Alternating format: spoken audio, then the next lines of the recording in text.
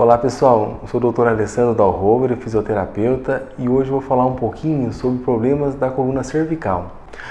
Quem um dia já não amanheceu com torcicolo, teve uma dor na cervical, ou foi fazer algum movimento e se viu rígido?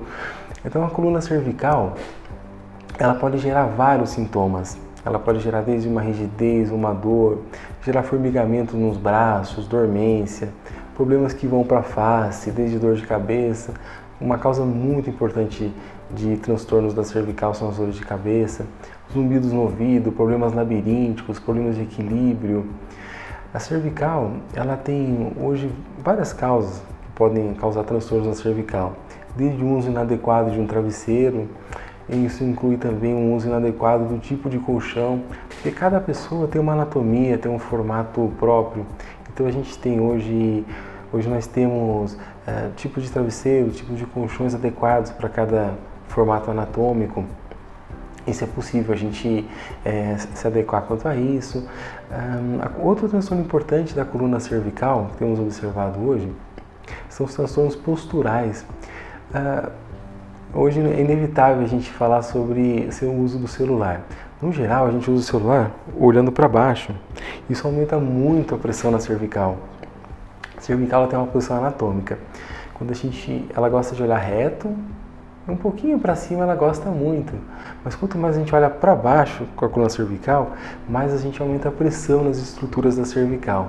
Desde ligamentos, discos, e isso vai gerando transtornos. Por exemplo, a coluna cervical, vamos imaginar, por exemplo, um peso do crânio em torno de 6 kg. Quando a gente olha para baixo, nós podemos gerar até 64 kg de força na coluna cervical.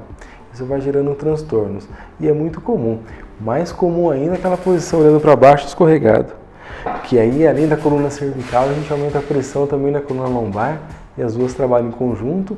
E aí vai começando um transtorno, começa devagarinho e aí vai chegando a sintomas mais complexos. O importante, logo nos primeiros sintomas, é já procurar ajuda, já corrigir o problema, que aí o problema fica pequenininho, não vai adiante. Pessoal, conforme eu estava falando no vídeo sobre a região cervical, é essa daqui.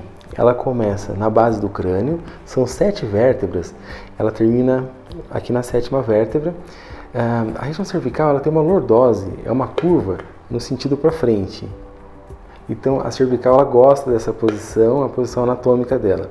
Então imagina, por exemplo, a gente ficar olhando muito para baixo, que é muito comum nos dias de hoje, a pressão enorme que a gente faz na cervical.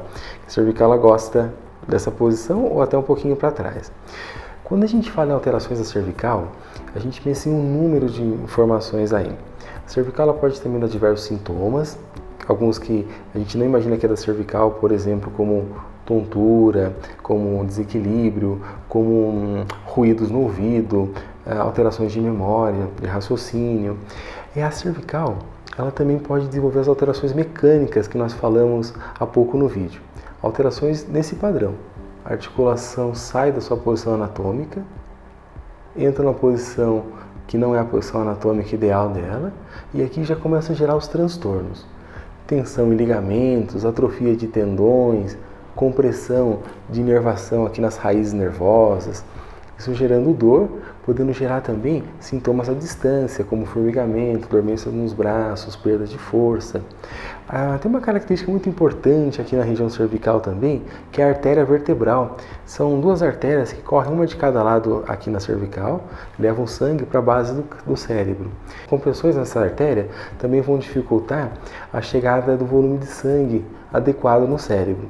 Então, muito importante para nós é mantermos a cervical sempre em alinhamento, ajustada na posição anatômica para evitar os transtornos, tá bem?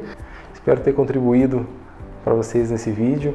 Para mais informações, detalhes, consulte nossas redes sociais. Forte abraço!